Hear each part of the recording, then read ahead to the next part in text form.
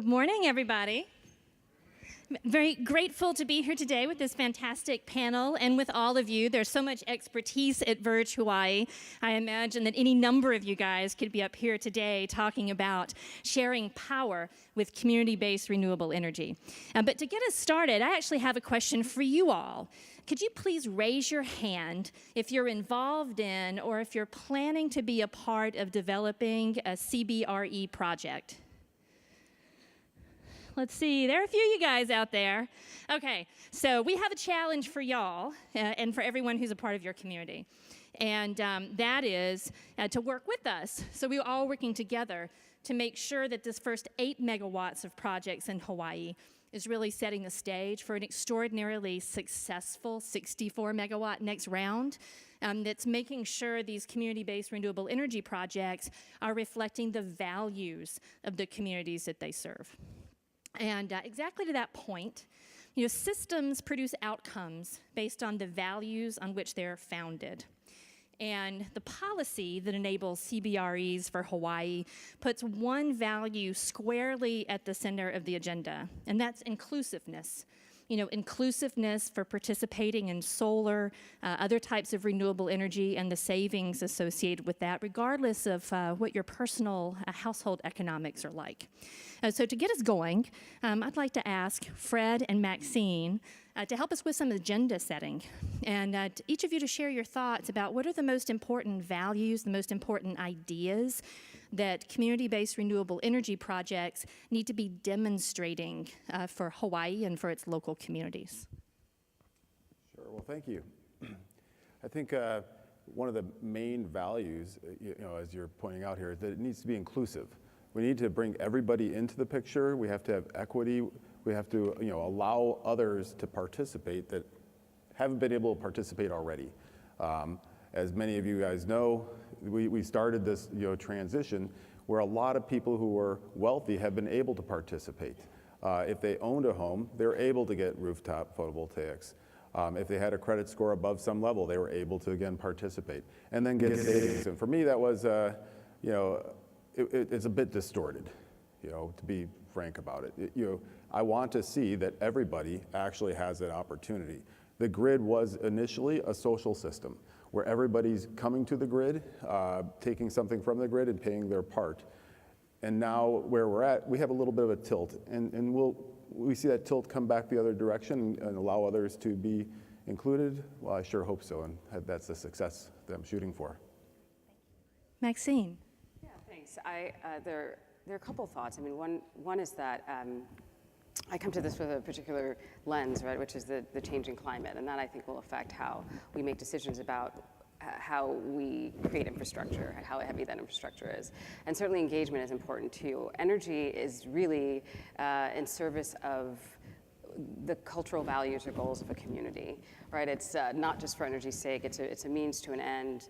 And in that regard, it needs to be really mindful of what the purpose of the community is. And I think of Kauiki Village a lot.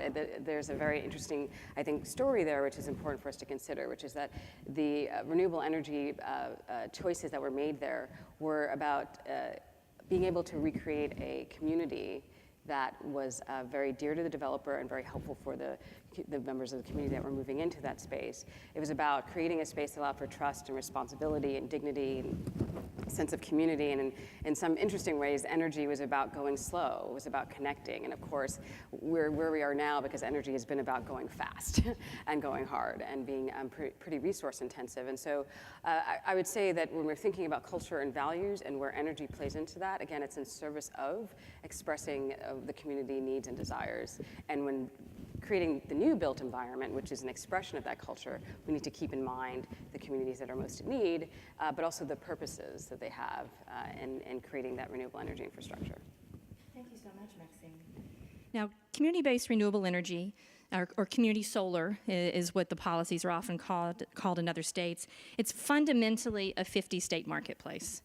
And it's a 50-state marketplace multiplied by the number of utility service territories in those particular states, and sometimes even further defined by municipal policies. So it's like a crazy quilt, a little bit challenging to navigate, but certainly very beautiful in its expression. But regardless of where you are, what your state policies are, what the incentive structures are, how utilities see these types of projects, all of community-based renewable energy projects have the same three fundamental sources of revenue that you have to make to work together in order to get to these values-based expressions that projects can have. One source of revenue, of course, is the electricity revenue that comes from selling the electricity associated with the projects or the storage or grid value to it. Another source is federal tax credits. That can be the ITC. In some cases, it can be new market tax credits and potentially even opportunity zones, which are a new source of revenue. And the third is state incentives. But making these three things work together in a way that's connecting value to values is an extraordinarily part of expressing good projects. Now, Fred, I'd like to ask for you to share a bit about what Maui is doing, and not just what you're doing, but why. Sure, absolutely. Well, a little bit about the why. I started this position about 2.5 years ago, and I did see a disconnect between some people that had that opportunity and some people that didn't. And I definitely saw this, on Molokai.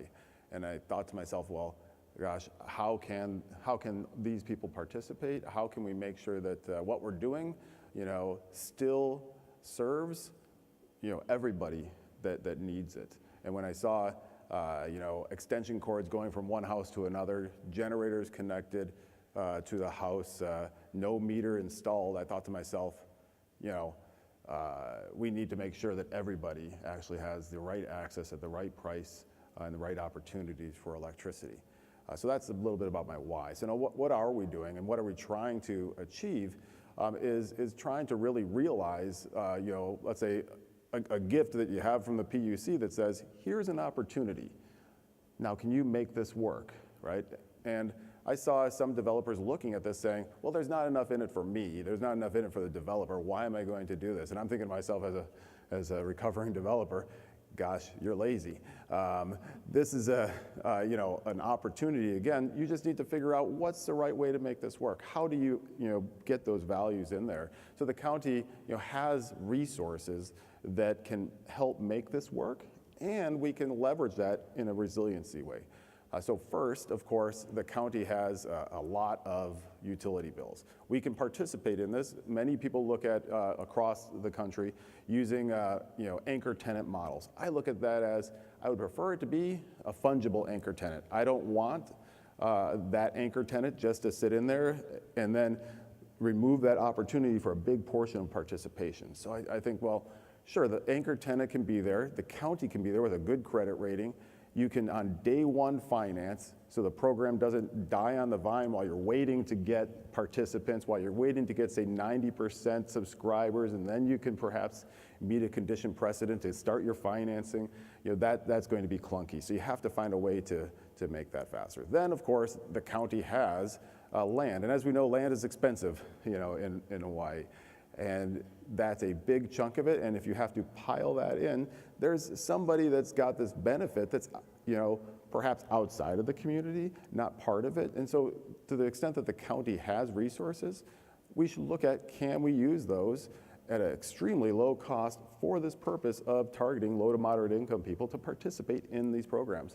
And so some of my thoughts there, of course, to have sort of a double benefit is we don't use renewable energy on any of our community centers. Why?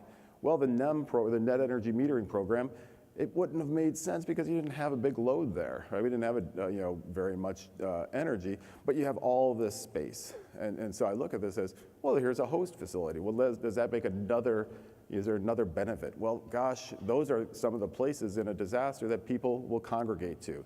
Can this be a resiliency hub? In the future, program, you'll see that it comes up to have storage included. We could really look at, that this could be a community benefit. It could help in all these areas. We can leverage, multiple uses out of it and really have a beautiful project. And I don't think that you have to just sit back and wait for it to be great for the developer. And I think you make some great points, and there's some of the ideas that you're exploring for Maui too, that I think are also expressing some of the best practices that we see in other parts of the country, where municipalities take the lead, really using what they have in abundance together as a community, putting that on the table and using that as leverage to make sure that the values, the benefits, this kind of broader definition of beauty for the community are present in the way the projects operate. And that you bring up a great point about resilience as well, because of course the course of this policy naturally is going to incentivize energy storage. And that's one part of resilience, a very important part, but it's not the only one. So Maxine, can you share your thoughts to help folks who are thinking about developing these projects, really inform how they can express the broader cultural values as well in the way these projects enable resilience?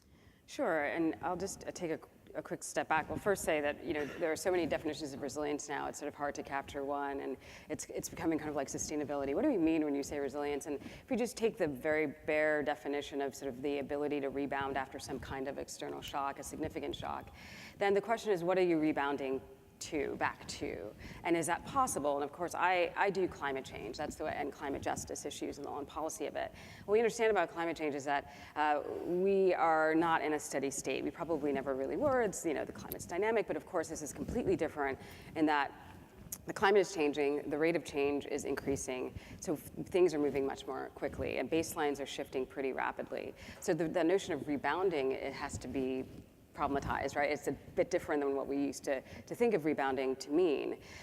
We are we've gotten out of the normal cycle of ice ages. We are finding odd events happening, like one that I mentioned pretty significantly. They're on a king tide day in southern Florida, there was an octopus that sort of floated into the parking garage, and colleagues of mine were saying it, instead of describing the climate issues and the new kinds of climate surprises that are presented as elephants in the room that we need to talk about, there are octopuses in the parking garage. So the octopus in the parking garage in this context is, what do we mean when we say resilience? If resilience and culture or justice may take you in different directions. And so the perfect example of that is post-Katrina New Orleans. It was probably, in thinking about whether or not to build again in the Ninth Ward in areas that were quite marginal, where African-American communities were there precisely because they were marginal, there were no other places that they could build. Is it resilient to go back to that community? That answer is probably no, that's not the resilience decision, but of course the cultural decision, the generations of culture that sprung from that community would suggest that it is resilient for the culture, for the values that were part of that, to think about staying. And so that's not to say that you continue to be in a space that is vulnerable, especially again as the climate changes, and we have to be thinking about relocation and managed retreat, but that you have to weigh those, you have to have difficult conversations. And so that's relevant to this conversation because, again, it's not just about how do we build energy storage or battery storage in any particular place. It's about how do you do that in conversation with a community that is as much concerned about an individual, but as it is about the larger cultural values that have been part of its history and livelihood and way of being in a particular space over time.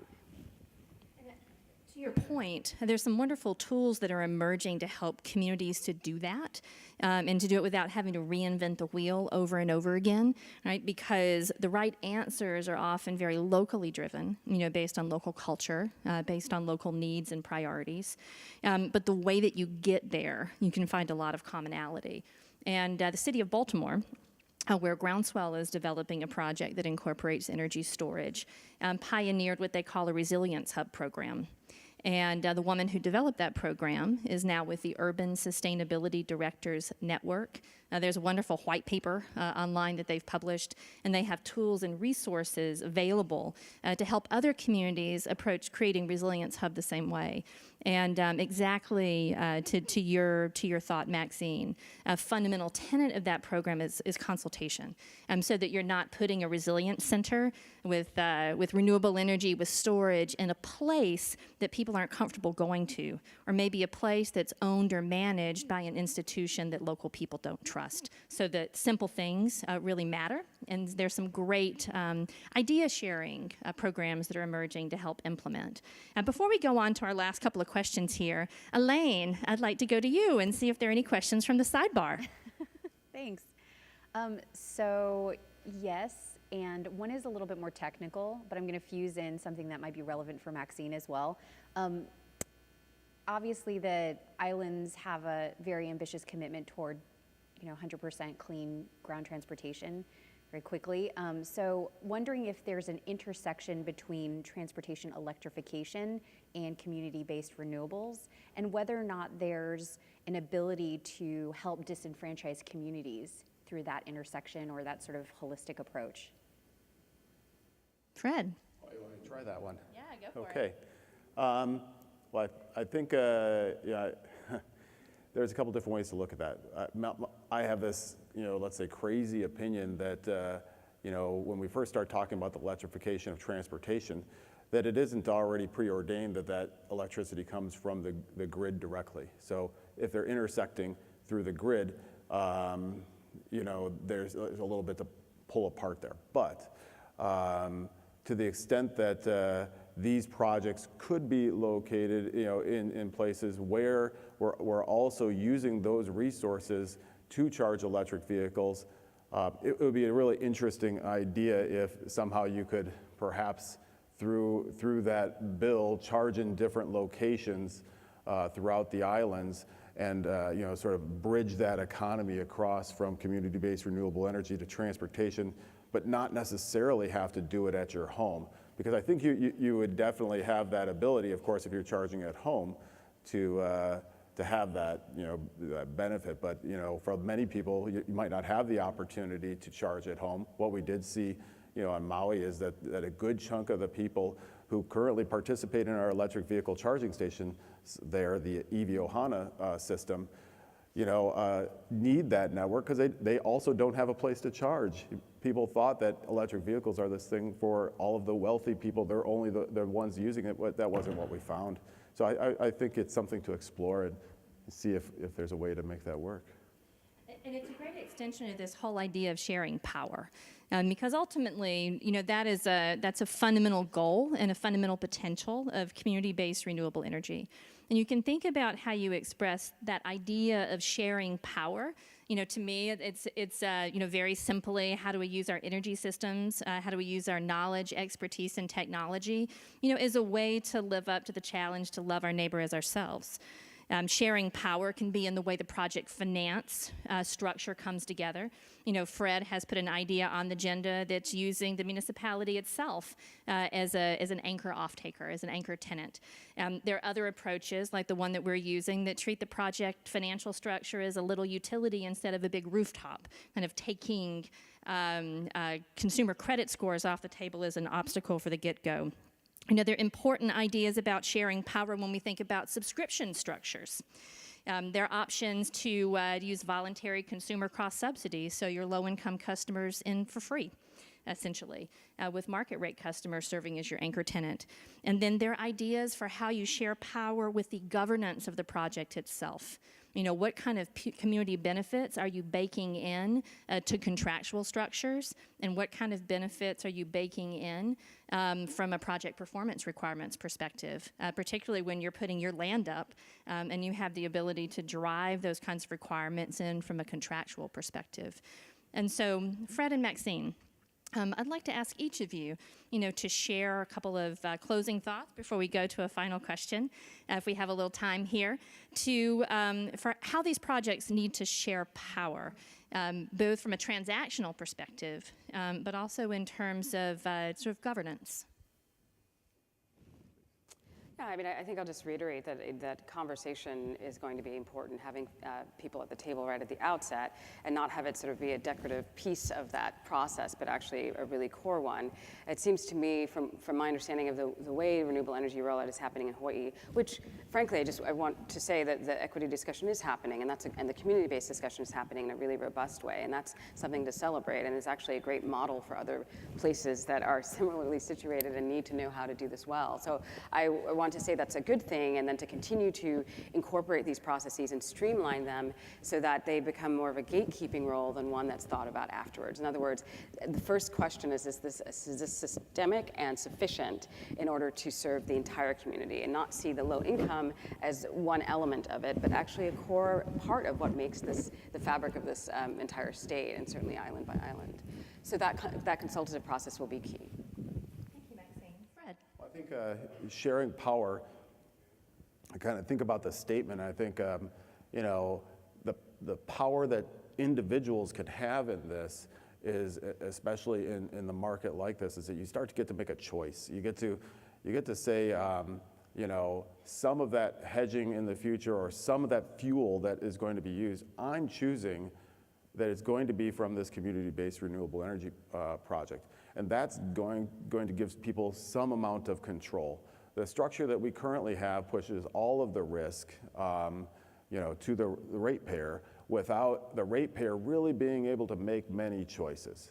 And so we did see that some class of those people did get to make choices in the recent years, but really we're opening this up, and it's not going to be just to, as you're saying, to just those low to moderate income people, but eventually many people, everybody should be able to say, I'm participating in this, I'm making this choice, I have that power to choose this.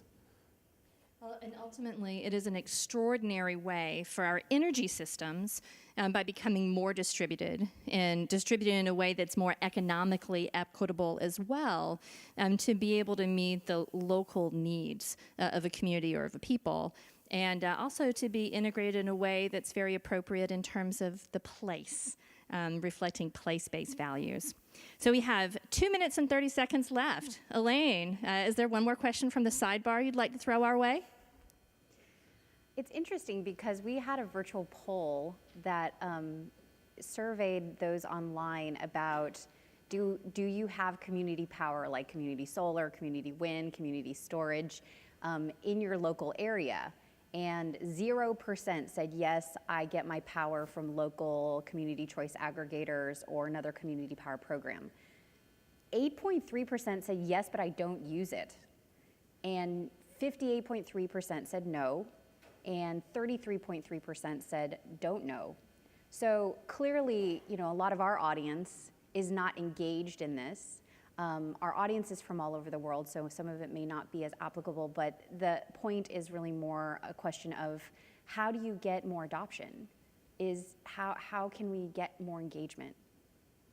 And it's a great point, and it's very interesting to hear what the audience statistics came back as from that quick poll, because ultimately, community-based renewable energy, community solar in particular, is the most widely adopted structure right now, is still very emergent.